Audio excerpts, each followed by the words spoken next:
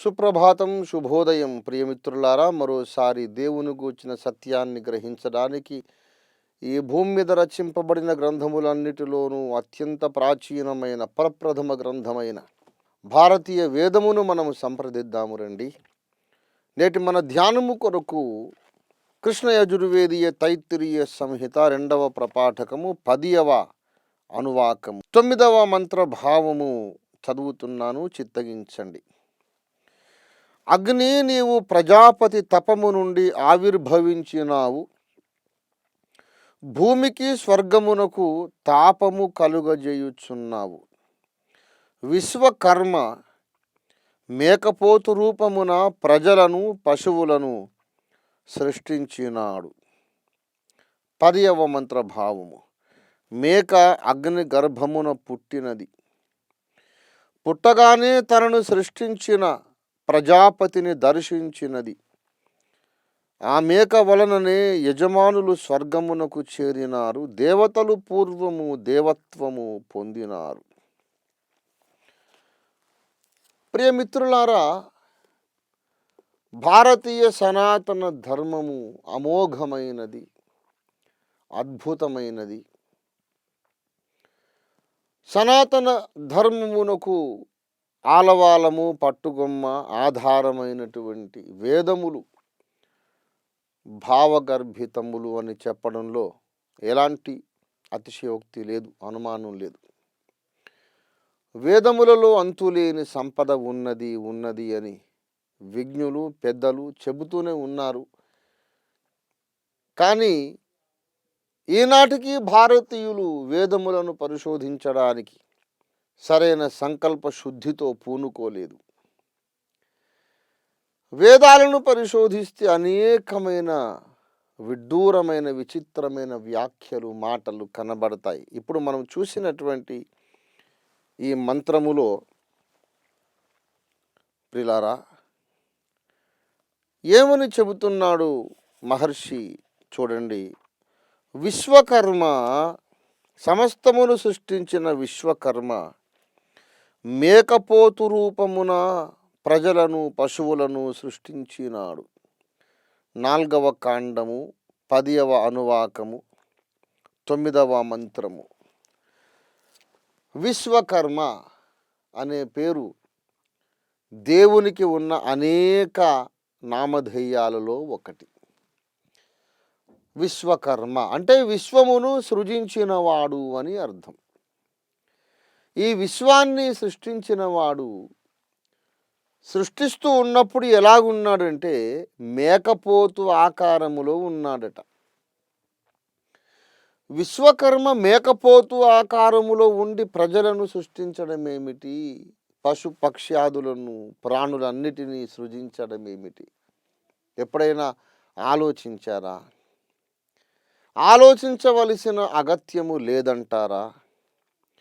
వేదాలను గూర్చి మనము ప్రశంసించి పొగడి చెప్పుకుంటే సరిపోతుంది అనుకుంటున్నారా?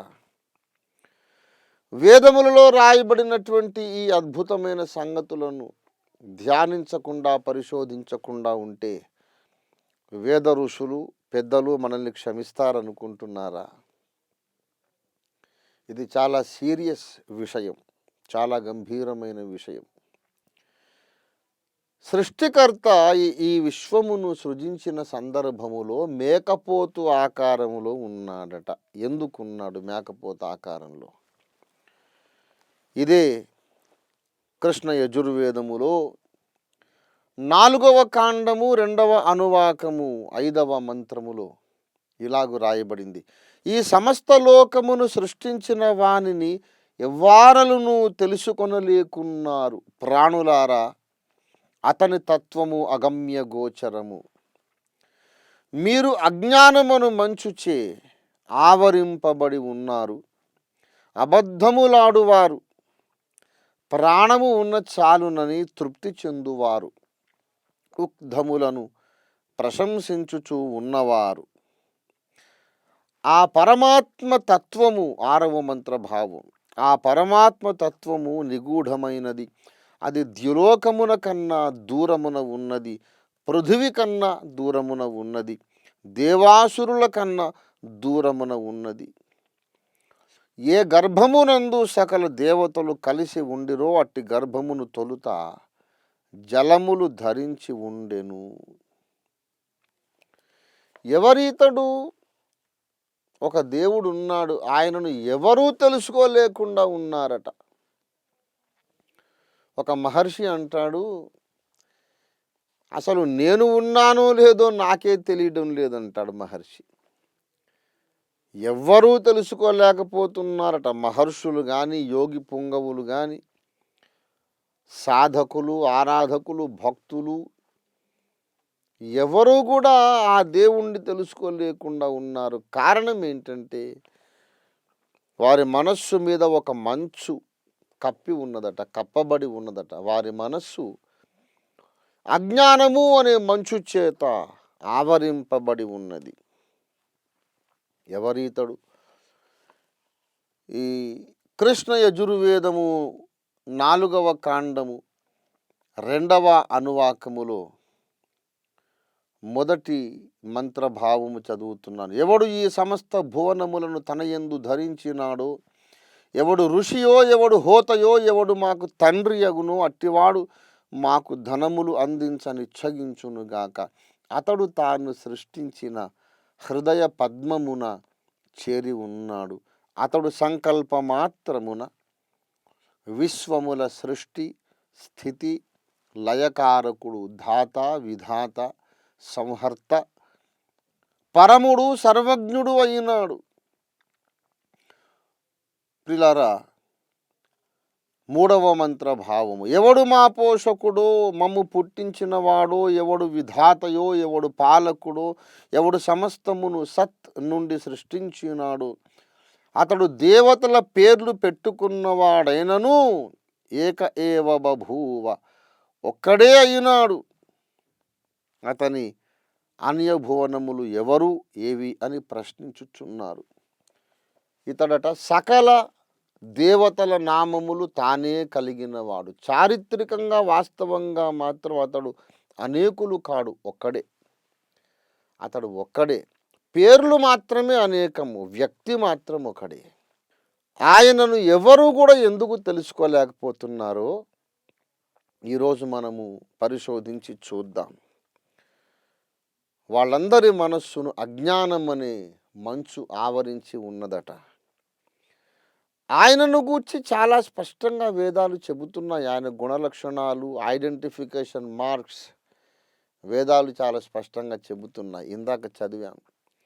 అతడు మేకపోతు రూపమున ప్రజలను సృష్టించినాడు. మేకపోతు యజ్ఞ పశువు, యజ్ఞమునకు యోగ్యమైన పశువు. మేకపోతు రూపమున అంటే యజ్ఞ పురుషుడుగా ఉండి ఆయన విశ్వమును సృజించినాడు. సనాతన గ్రంథములలో ఒకటైన పురుష సూక్తము ఇదే విషయాన్ని చెబుతున్నది. ఆది సంభూతుడు ఈ సకల విశ్వమును సృజించక ముందు తన్ను తానే బలిగా అర్పించుకున్నాడని పురుష సూక్తము చెబుతున్నది. తన్ను తాను బలిగా అర్పించుకున్నాడు సృష్టికర్త గనుక ఆయనను కృష్ణ యజుర్వేదము మేకపోతు రూపమున ఉన్నాడని చెబుతోంది. ఆయన ఒక్కడే. ఎవరాయన? యజ్ఞపురుషుడు. ఎవరాయన? ఇదే కృష్ణ యజుర్వేదములో ఇంకొక మాట చదివి వినిపిస్తాను, గమనించండి. కృష్ణ యజుర్వేదము 2వ కాండము 8వ అనువాకము 6వ మంత్రము చదువుతున్నాను, చిత్తగించండి. గొర్రెగారు, మీరు జలము నుండి పుట్టినారు, మొదట పుట్టినారు. గొర్రెగారు అట. వేద ఋషి ఎంత విచిత్రంగా మాట్లాడుతున్నాడు. మనం ఎవరినైనా ఎద్దుగారు, గొర్రెగారు, మేకగారు అని మనం మాట్లాడతామా చెప్పండి? అది గొర్రె, ఇది మేక, ఎద్దు అంటాం. పశువుతో మాట్లాడడం కూడా ఉండదు, వాటిని తోలడము, ఆ దెబ్బ కొట్టడం తప్ప. గొర్రెగారు అని మర్యాదపూర్వకంగా పిలిచి మీరు మొదట పుట్టినవారు అంటున్నాడు వేద ఋషి. మొదట పుట్టినవాడు అంటే సంస్కృత భాషలో ఆది సంభూతుడు. ఆది సంభూతుడు అనేది సంస్కృతం, మొదట పుట్టినవారనేది తెలుగు భాష. మొదట పుట్టినవాడు గొర్రెగారు అని పిలువబడుతున్నాడు. ఎందుకు? ఈ గొర్రె కూడా యాజ్య పశువు, యజ్ఞయోగ్యమైనటువంటి జంతువు అది. కనుక ప్రజాపతిలో నుండి పుట్టినటువంటి విశ్వకర్మ సకల భువనములను సృష్టించినప్పుడు మేకపోతులాగా ఉన్నాడు.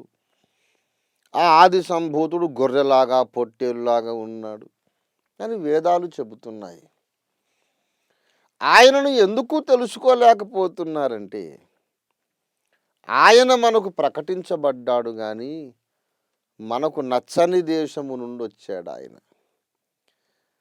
మానవులము గనుక కొన్ని దేశాల మీద మనకి ఇష్టం లేదు, రాజకీయాలు లేక జాతి వైరమో తెలియదు, జాతి అహంకారమో జాతి విద్వేషమో తెలియదు, కానీ ఫలానా దేశం నుండి వస్తే నేనేది అంగీకరించను అనే విద్వేషము మన మనస్సును కప్పినందుచేత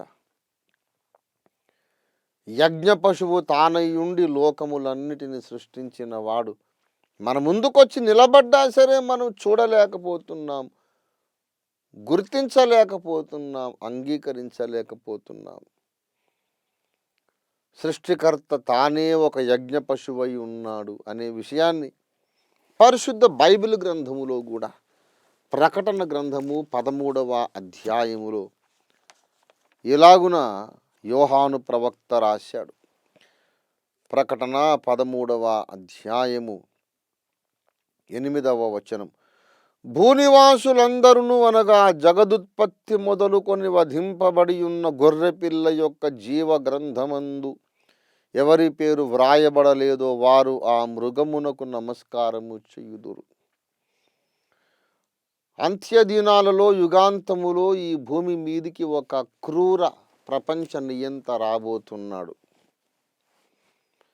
అతడు రాక్షసుల కన్నా మించిన పరమ రాక్షసుడు, నీచుడు, నికృష్టుడు, దుష్టుడు, క్రూరుడు, నీతి నియమరహితుడు, దేవ విరోధి, చీకటి మూటవాడు.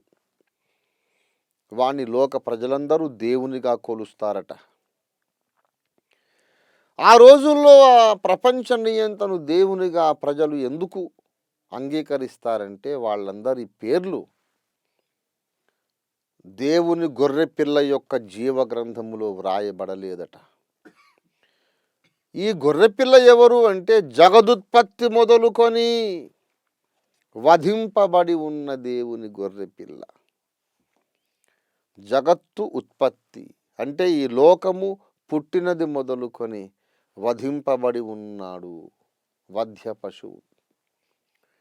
బైబిల్లో యేసుక్రీస్తునాథుడు భూమి పునాది వెయ్యబడక ముందే వధింపబడ్డాడు. అది మానస యజ్ఞము అన్నారు వేద ఋషులు. తరువాత అక్షరార్థ ప్రపంచములో 2000 ఏళ్ల కిందట ఆయన శిలువ మీద యజ్ఞమై వధింపబడ్డాడు, తిరిగి లేచాడు. గనుక ప్రియులారా, వేదములలో ఉన్నటువంటి సృష్టికర్త విశ్వకర్మ యజ్ఞ పశువుగా తయారై అప్పుడు ఆయన లోకాన్ని సృష్టించినాడు. ఆయనే బైబిల్లో యేసుక్రీస్తుగా ప్రత్యక్షమవుతున్నాడు. గొర్రెపిల్ల అని బైబిల్ ఆయన్ని పిలిచింది. అదే బైబిల్లో ఆయనకు వధింపబడిన గొర్రెపిల్లకు ఆది సంభూతుడు అనే పేరు ఇవ్వబడింది. కొలస్సీ పత్రిక 1వ అధ్యాయము 15వ వచనములో యేసు ఆది సంభూతుడు. గొర్రెగారు మీరు ఆది సంభూతులు అన్నాడు వేద ఋషి. కొలస్సీ 1:15లో ఆది సంభూతుడు ఆయనే. యోహాను సువార్త 1:29లో లోక పాపములను మోసుకొని పోవు దేవుని గొర్రెపిల్ల అన్నాడు. గనుక ప్రియ మిత్రులారా, యేసునాథుడే దేవుని గొర్రెపిల్ల, యేసునాథుడే విశ్వకర్మ, యేసునాథుడే ఆది సంభూతుడైన గొర్రెపిల్ల, యేసునాథుడే కృష్ణ యజుర్వేదములో ఉన్నటువంటి విశ్వకర్మ. భారతీయులు యేసును మాలమాదిగల దేవుడని దూషించుట న్యాయమా చెప్పండి?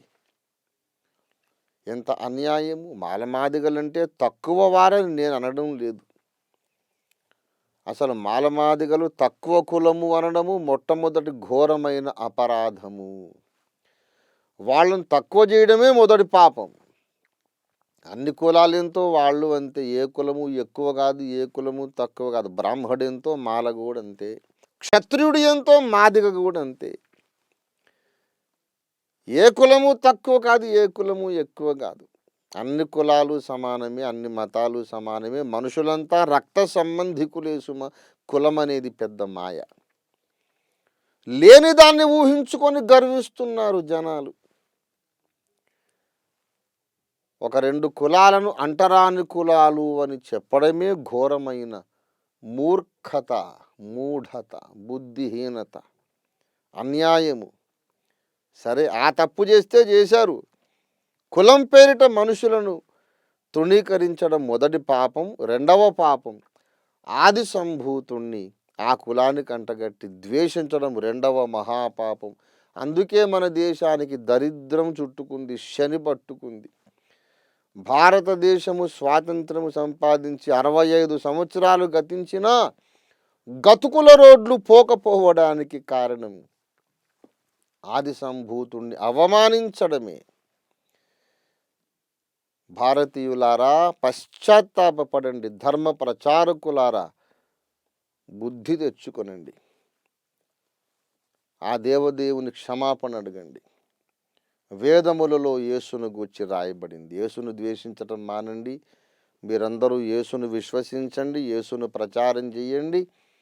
అప్పుడు కానీ ఆ దేవుని కరుణా కటాక్షము మన దేశం మీదికి రాదు. అంతవరకు భారతదేశం సమస్యల్లోనే కొట్టుమిట్లాడుతుంది. దేశభక్తుడను గనుక నా దేశము ప్రపంచానికి అగ్రరాజ్యము కావాలని ఆశిస్తూ సువార్త ప్రకటిస్తున్నాను. 50 మంది భారతదేశ ప్రజలు మేకపోతు రూపమున ఉండి విశ్వమును సృష్టించిన వాడు యేసేనని గ్రహించి వేద ఋషులకు విధేయులై సత్యదేవుని ఏకైక అవతారమైన యేసుని విశ్వసించి ధన్యులు కండి. చెప్పవలసింది చెప్పాను, వినకపోయినా విన్నా దాని ఫలము మీరు అనుభవిస్తారు. ప్రార్థన చేసుకుందాం. ప్రేమ కలిగిన మా మహాపరిశుద్ధ తండ్రి, నీ వాక్యము ఫలింప చేయండి. సత్యము అందరూ గ్రహించున్నట్లు కృప చూపండి. యేసు ఎవరో అందరూ అర్థము చేసుకొని యేసును తమ హృదయమున చేర్చుకొని ధన్యులై శాంతి సౌభాగ్యములతో ఇహమందు జీవించి తరువాత పరమందు నిత్య మోక్ష సుఖములు పొందుటకు సహాయము చేయండి. యేసయ్య నామమున స్తుతించి ప్రార్థిస్తున్నాము త్రియేక దేవా. ఆమేన్, ఆమేన్.